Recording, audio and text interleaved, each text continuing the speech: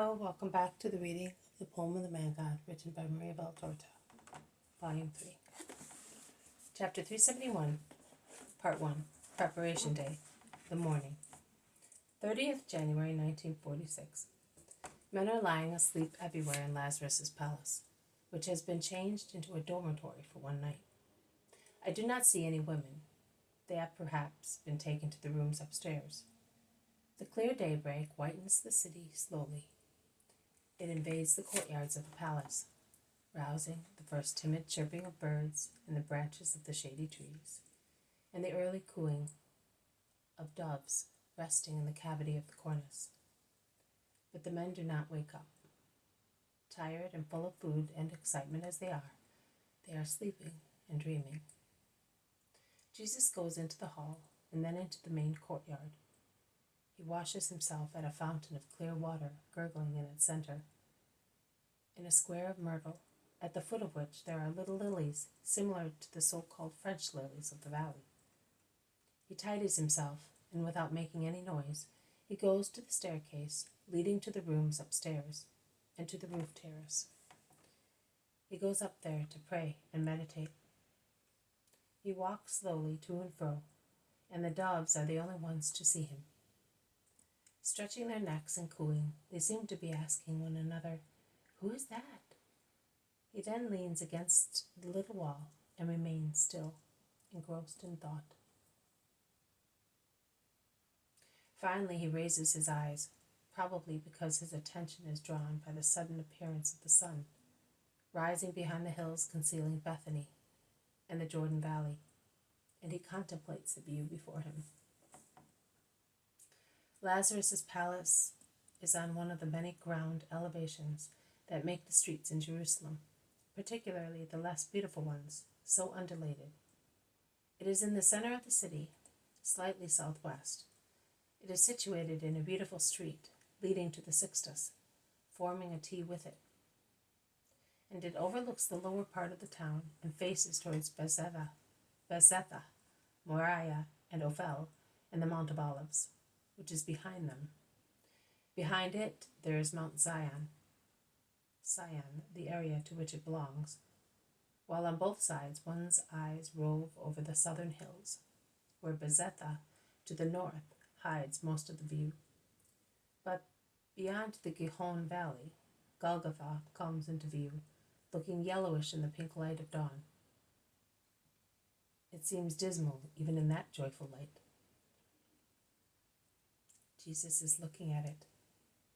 His look, although more manly and pensive, reminds me of the remote vision of Jesus disputing with the doctors when he was 12 years old. But it is not a terrified look, as it was not then. It is the dignified look of a hero contemplating the field of his last battle. He then turns round to look at the hills to the south of the town, and he says, "Caiaphas's house," and his eyes follow the itinerary from that spot to Gethsemane, then to the temple. He then looks beyond the town walls towards Calvary. The sun has now risen, and the town is full of light. Someone knocks loudly and uninterruptedly at the main door of the palace. Jesus leans out to see who is knocking, but the projecting cornice and the fact that the door is in the inner side of the thick walls prevent him from seeing anyone. But he hears the noise of the voices of the men who are beginning to wake up, while the door, which was opened by Levi, is closed with a bang. And he then hears many voices of men and women calling his name. He hastens downstairs, saying, "Here I am. What do you want?" As soon as those who were calling him hear him, they rush upstairs, shouting. They are the oldest apostles and disciples, and amongst them there is Jonah, the caretaker of Gethsemane. They are all speaking at the same time, and it is thus impossible to understand what they say. Jesus has to order them sternly to stop where they are and to be silent in order to calm them. He then approaches them, asking, "What is the matter?" There is great confusion once again, caused by their shouting, which cannot be understood. Behind those who are shouting there are women and disciples who look sad or astonished. Let one speak at a time. You, Peter, first. Jonah came. He said that there were many of them, and that they looked for you everywhere. He was upset all night, and when the gates were opened, he went to Joanna's and was told that you were here. What shall we do? We have to keep Passover after all. Jonah of Gethsemane confirms the information, saying, "Yes, they even ill-treated me. I told them that I did not know where you were, and that perhaps you were not coming back. But they saw all your clothes, and they understood that you were coming back to Gethsemane.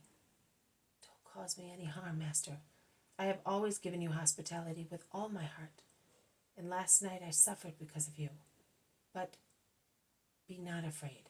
From now on, I will not expose you to any danger. I will no longer stay in your house. I will come there when I happen to be passing through at night time to pray. You cannot forbid me." Jesus is most kind to frighten Jonah of Gethsemane. But the golden voice of Mary of Magdala bursts out vehemently. "Since when, man, are you forgetting that you are a servant, and that our compliance makes you behave as if you were the master? To whom does the house in the olive grove belong? We are the only ones who can say to the rabbi, 'Do not go and cause harm to our property.' But we will not say that, because it would still be the greatest of blessings. If the enemies of the Christ should destroy trees, walls, and even make the hills slide down, because everything would be destroyed for giving hospitality to love, and love would repay us, his faithful friends, with love. Let them come and destroy everything. What does it matter if he loves us and is unhurt?"